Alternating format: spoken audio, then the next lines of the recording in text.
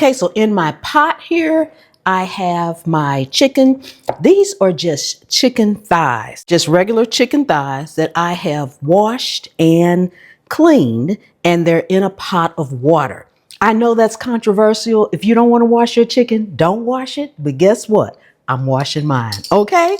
I have other people in my comments when I do other chicken dishes say, you're not supposed to wash chicken. No, you're not supposed to wash chicken. I'm washing mine. Okay? So to this pot of chicken, I am going to be adding some carrots, some celery, some garlic, and onion. Now, this is my mama's Southern chicken and dumplings. It is also the recipe that got me started cooking and the reason why I still cook to this day. That's a long story. Maybe I'll do a live and tell that story. But for now, this is the main recipe.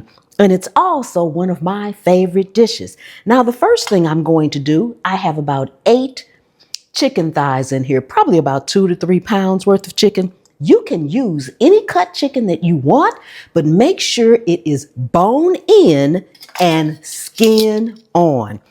You have to start with bone in and skin on because the bone in and skin on, that's where you get your flavor from. Now, we will be deboning it and we will be removing the skin a little bit later. But for now, to start with, make sure whatever cut you have bone in and skin on. So with the celery, I'm just going to give it a rough chop. It doesn't have to be any specific size or anything like that. I am just cutting it up and we're going to put it in here. This is flavoring our broth. You don't need to get chicken broth. You're going to make your own chicken broth while it's cooking. I have about 3 cloves of garlic here. You don't want to cut your garlic. You want to smash your garlic. That's going to release the oils and the flavor without you having little bitty pieces in here. We will be draining this, so it doesn't matter if you have an end piece in there or anything like that. So just put your carrots in there as well. As far as the onion is concerned, I'm going to cut it in half. And I want to save my little pieces right here to plant in my garden at the Scaredy Cat Gardener on YouTube. Cut it in fourths. And then just like in eighths, you just want to chop it, give it a rough chop. You don't need to break it apart. You can if you want to. I'm just putting it in here because we need it to release its flavors. We're going to now head to the stove. What you want to do is bring this pot that is now full of all this goodness to a rapid boil. Let it boil and then reduce it to a medium simmer. You don't want it to simmer completely, but you do want it to be a light boil, medium simmer. So let's head to the stove.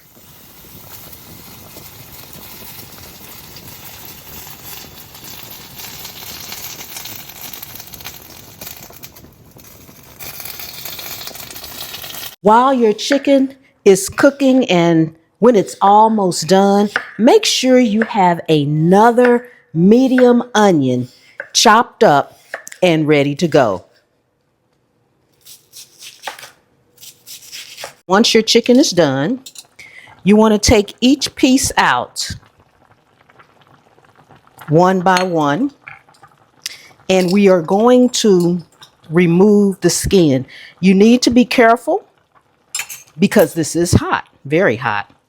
We will be discarding the skin, the bone, and any veins or anything. This is dark meat, and sometimes you may have a vein or something in there. Discard your gristle, all of that. We just want to take it off the bone. That's why I'm using tongs to hold it with because it is very hot. And, you know, if you're like me, I'm going to get as much of meat as I can off of every single bone. Then you want to go in and just kind of give it a rough chop. Doesn't need to be perfect or anything. You don't want to shred it because you don't want all these little bitty pieces. You do want chunks. Okay, now that we have taken all of our chicken off the bone, this is what we're left with. This was 8 chicken thighs, so that's a lot of chicken, okay? And here's the skin and bones that we are discarding. Okay, now we need to drain our broth. This was our broth. It still has the carrots, the celery, and the chunks of onion in it. So I'm just going to drain it in this, and I am propping my strainer up on my teapot because I don't want it to flip one way or the other as I pour my liquid in. So pouring gently, but still, and it may move, but hopefully it won't move much.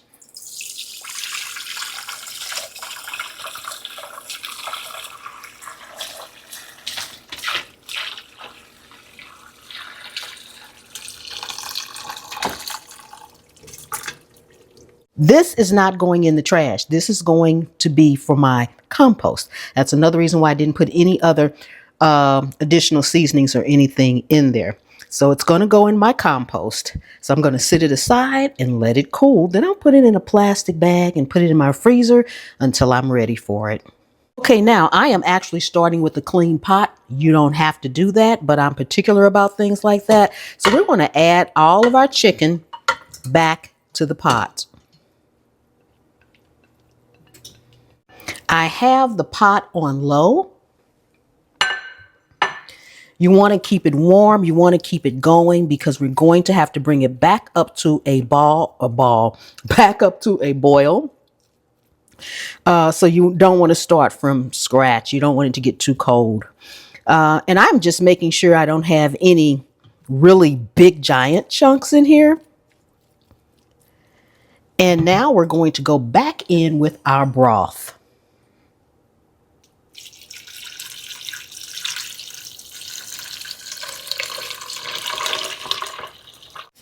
And at this point, now I'm going to go in with a little seasoning, and I am using my Pam's Prep all-purpose seasoning. Now, I know I said this is my Mama's Southern Chicken and Dumplings, and no, she didn't have this, but what she used was seasoned salt. So go in just with a little bit,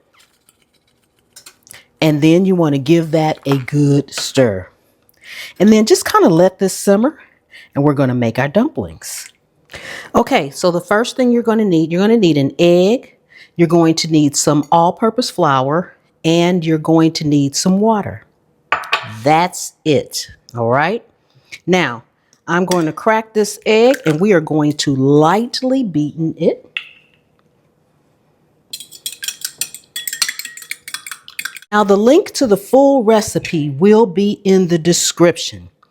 To be honest, I really don't measure when it comes to my flour and making this, because I will tell you one thing. When it comes to the dumplings, sometimes I make so many that I don't use it all because a little goes a long way, because we have to roll it out very thin. I'm going to put this up here. We're going to need a lot of flour, not in here, but just on our surface. It's the extra flour that you want to have on your dumplings when you're putting them in the pot so that it can thicken up the actual broth that's in there. So we're just going to put this in here, and you can use gloves if you want, or make sure your hands are absolutely clean because you will be mixing this shortly with your hands. Or I should say working with your hands. So you just want to go in and first mix the egg. And it's going to kind of start forming a dough, but it's going to be real wet and crumbly. And that's what you're looking for. It just takes one egg.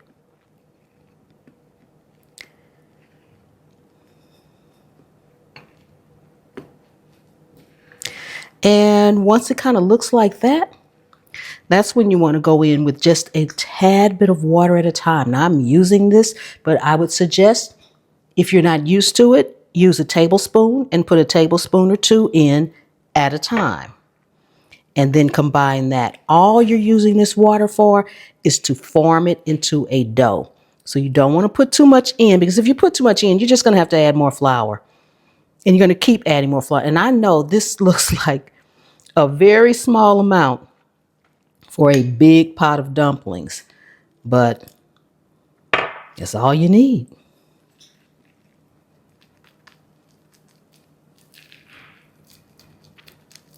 And as you can see, it's looking really, really wet, and that's what you want right here. You don't need any more water. I would say that was probably about maybe 3 tablespoons of water. Maybe not that much. Okay, and when it looks like this, you want to go and take some flour, quite a bit, and put it on your work surface. You may, over time, need a little bit more flour than that. I just put a little bit less than a 1/3 cup of flour down on my cutting board, and this dough is going right on top of it.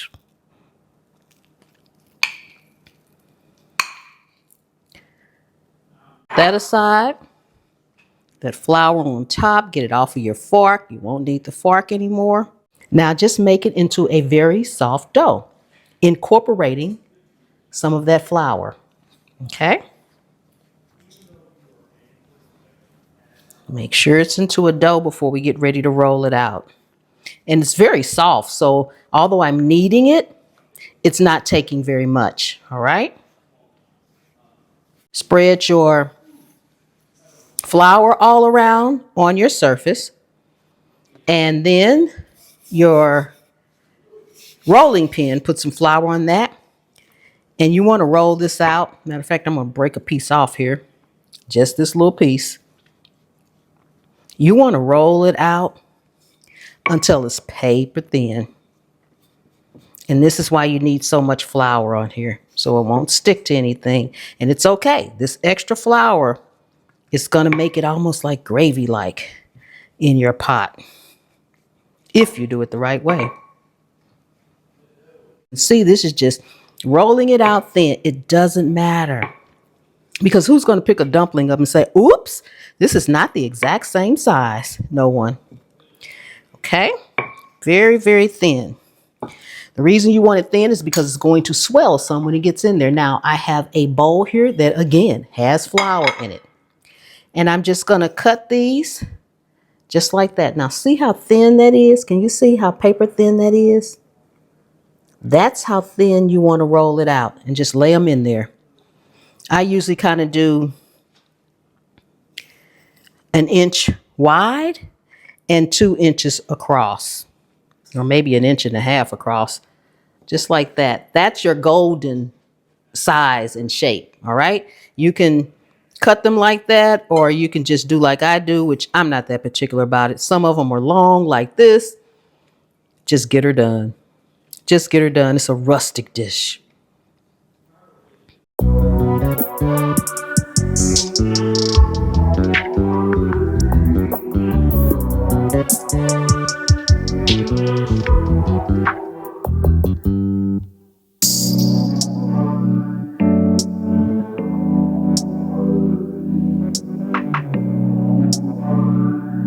Now that we have all of our dough rolled out, that second onion, take a second medium onion and chop it up. And while you're bringing this back up to a boil, put that chopped onion in there. It smells amazing. Oh my goodness. Make sure that your pot is at a wrapping boil. I mean, we want this thing boiling. So as soon as it comes up to boil, we'll be right back. We are at a wrapping boil, as you guys can see. So you want to put your dumplings in one by one. Drop it in. Do not drop it in the same spot. Move around the pot and drop them in one by one. After you get, I don't know, 5, 6, 7, 8 in there, then you want to go ahead, wait a second, and give it a stir, making sure that they are not clumped together and that they are cooking. And continue on. Make sure you drop them in there one by one. Do not shake off the extra flour. See all that extra flour in there? Don't shake it off. That is going to thicken all this broth we have in here. so it can be amazingly delicious. Make sure you continue to stir while you're doing that. After you get your last ones in, if you have a gas stove, you can just simply cut the heat. However, if you have a electric stove like I do, cut the heat, cover it, and remove it from the heat to make sure it stops cooking. After you get all your dumplings in and you have removed it from the heat, let it sit for at least 30 minutes. So we're going to let this sit. I'm going to clean up my mess and we'll be back. Okay, it is sitting over here getting ready to calm down. And as you can see, the broth has started to thicken up nicely. And look at the dumpling. Look at how nice that dumpling is. So as you see, there's a lot in here. You can see a lot of dumplings in there and see how it thickened up. That's why you want to roll it out super, super thin. Okay, so I have a little bowl here, and with the peas, I just bring them to room temperature. These are frozen peas, but they are so delicious with chicken and dumplings. So I just simply sprinkle some on top, mix them in. You can have as many or as little as you like. Oh my goodness. Ooh, delicious. We are going to do our taste test, but before we do, if you are not subscribed to the channel, take a second and subscribe to the channel. Let's get to 1.5 million subscribers together.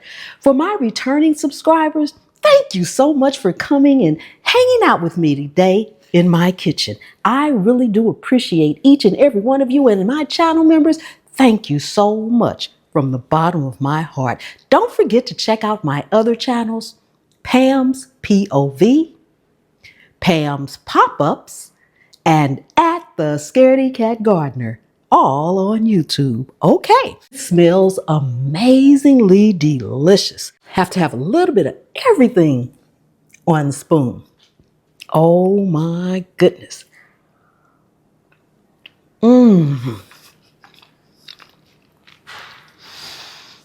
So comforting, so warm, especially on these cold, cold days. You can taste all the seasonings that I put in the broth.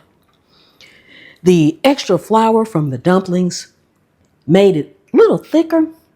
Not like gravy, but it's good, nice and thick broth. Look at that. See, that's a nice thick broth, rich in flavor. And you can add the peas into the entire pot if you like, but I don't like them mushy. So this is a way I keep them firm and have a little bite.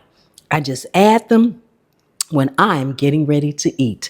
Ooh, oh my goodness. I will see you all next time. The good Lord willing and the creek don't rise. Bye-bye.